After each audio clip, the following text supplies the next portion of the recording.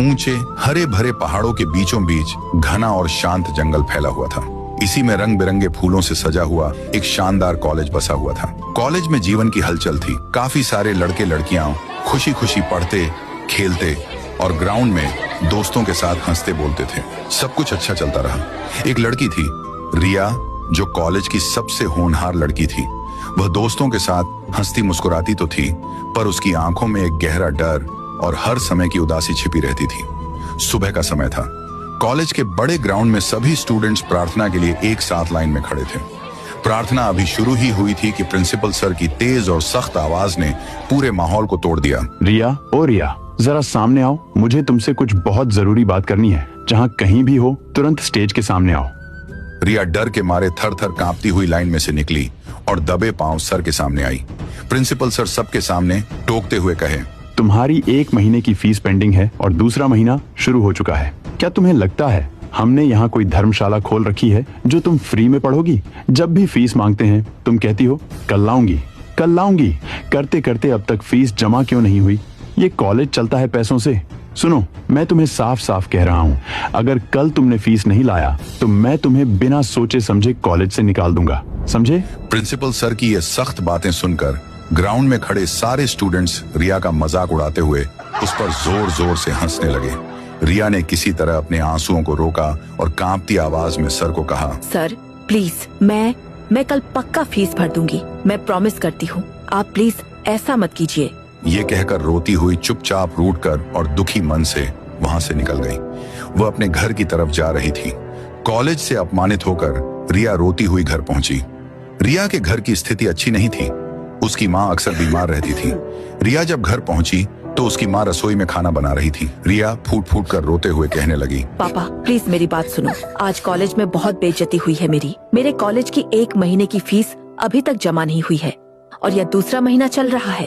Principal sir कह रहे हैं कि अगर कल फीस नहीं लाया तो वो मुझे कॉलेज से निकाल देंगे और उन्होंने सबके सामने मेरी बहुत बेइज्जती की।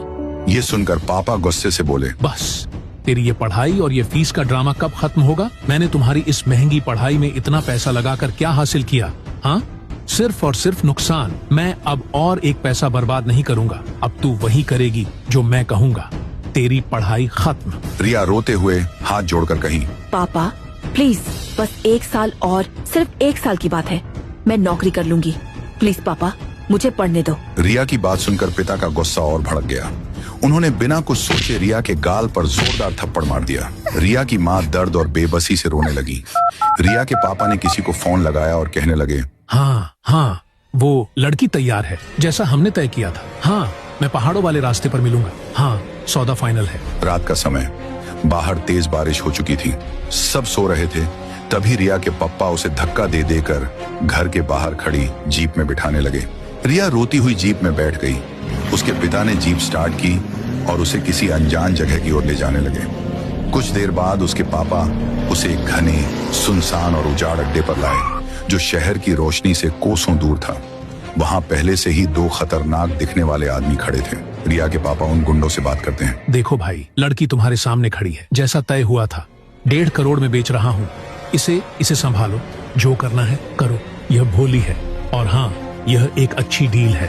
देर मत करो, पैसे निकालो। उन दोनों गुंडों में से एक ने रिया को एक बार ऊपर से नीचे तक घूर कर देखा। उन्होंने पूरे डील के मुताबिक 1.5 करोड़ रुपए पप्पा को दिए। रिया के पापा ने पैसे लिए और एक पल भी वहां नहीं रुके। वह तुरंत वापस जाकर जीप में बैठ गए, यू टर्न लिया और तेजी से उस सुनसान अड्डे से बाहर निकल गए।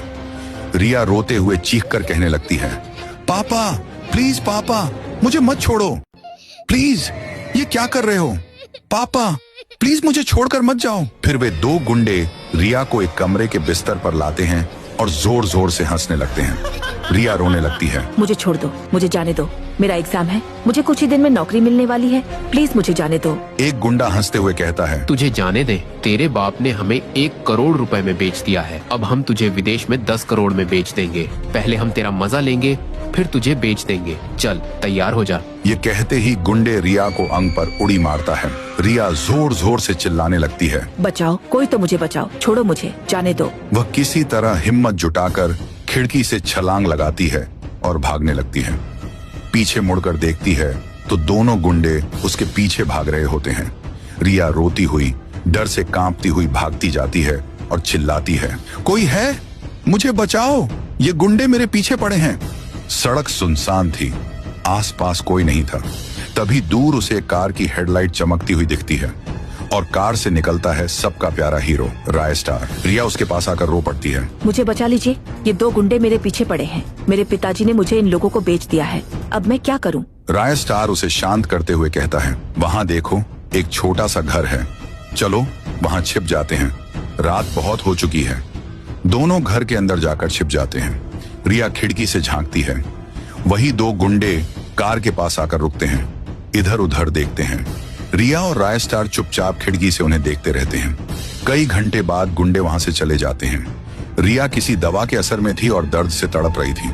मजबूरी में राय स्टार ने उसकी मदद की। दोनों की नजरें मिली और वो नजरें धीरे धीरे प्यार में बदल गईं। रात बहुत अंधेरी थी, दोनों एक दूसरे का चेहरा ठीक से नहीं देख पाए। सुबह होने पर राय स्टार ने कहा, ये पैसे रखो, तुम्हारे काम आएंगे। अब मैं जा रहा हूं, अपना ध्यान रखना। राय स्टार कार में बैठकर चला गया। कुछ महीने बाद एक गांव में रिया उसी पैसों से डिब्बे वाला खाना बेचने लगी। वह बहुत खुश थी। उसके दुकान पर ग्राहकों की लाइन लगी रहती थी। एक दिन रिया खुद हाथों से खाना परोस रही थी, तभी अचानक उसे चक्कर आया और वह गिर पड़ी। ग्राहक घबरा गया, उसे उठाकर अस्पताल ले गया। कई घंटे के इलाज के बाद रिया ने एक बेटे को जन्म दिया, बिल्कुल राय स्टार की शक्ल का। बच्चा बहुत रो रहा था दूध के लिए। कुछ साल बाद रिया और उसका बेटा आरव गांव में वही डिब्बे वाला खाना बेचने लगे। आरव भी मां की मदद करता था, ग्राहकों तक खाना पहुंचाता था। दोनों का सपना था, एक दिन हम बच्चे के पिता को ढूंढ लेंगे। एक दिन एक ग्राहक खाना खाकर बोला, बहुत अच्छा खाना बनाया है। ढेर सारे पैसे दिए और चला गया। आरव अगला ग्राहक आने का इंतजार कर रहा था। तभी एक गुंडा लकड़ी लेकर वहां आता है और चिल्लाता है, जितना भी पैसा है दे दे मुझे। वह मारने लगता है। रिया जोर जोर से रोने लगती है और आरव सब कुछ अपनी आंखों से देखता है। उसी वक्त वहां से राय स्टार गुजर रहा था। उसने यह दृश्य देखा और गुंडे की पिटाई कर दी। राय स्टार गुंडा को चिल्लाकर बोला, अगर दोबारा यहां आया तो तेरा पैर तोड़ दूंगा। राय स्टार आरव के पास आया। आरव मासूमियत से बोला, आप मेरे सपनों वाले पापा जैसे दिखते हैं। रिया और राय स्टार आमने सामने खड़े थे। कुछ यादें दिमाग में चमकती हैं पर समझ नहीं आता। राय स्टार बताता है, मेरे परिवार ने जबरदस्ती मेरी शादी तय कर दी है। कुछ दिनों के लिए तुम मेरी पत्नी और आरव मेरा बेटा बन जाओ, बदले में मैं तुम्हें 1 लाख रुपए दूंगा। रिया सोच में पड़ जाती है। उसे बेटे की पढ़ाई और मां की दवा के लिए पैसे चाहिए। वह हामी भर देती है। राय स्टार मुस्कुराते हुए कहता है, चलो मेरे साथ। तीनों कार में बैठ जाते हैं और राय स्टार कार स्टार्ट करके उन्हें ले जाने लगता है। उन्हें अपने आलीशान घर ले आता है। राय स्टार के पिता एक करोड़पति पर सख्त स्वभाव के व्यक्ति। राय स्टार कहता है, पापा ये मेरी पत्नी और बेटा हैं। हमने कुछ साल पहले शादी की थी। ये मेरा बेटा आरव है और ये मेरी पत्नी रिया। पिता गुस्से में बोलते हैं, झूठ, सबूत चाहिए मुझे। ये तेरा बेटा है या किसी और का? वह आरव के सिर से एक बाल निकालते हैं और डीएनए टेस्ट का आदेश देते हैं। डॉक्टर झटका उस बल को लेकर डीएनए टेस्ट करने लगता है। कुछ घंटे बाद रिपोर्ट आती है, डीएनए मैच हो गया। डॉक्टर फोन पर बताता है, सर ये बच्चा राय स्टार का ही बेटा है, यानी आपका पोता।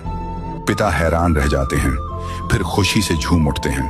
वह कहते हैं, अब तुम सब घर में रह सकते हो। तीनों खुशी खुशी घर में प्रवेश करते हैं। राय स्टार रिया का हाथ पकड़कर कहता है, अब सब समझ गया हूं। वो रात, वो दर्द, वो भाग्य। रिया पूछती है, क्या अब भी मुझे अपनाओगे? राय स्टार मुस्कुराकर जवाब देता है, तुम मेरी किस्मत हो।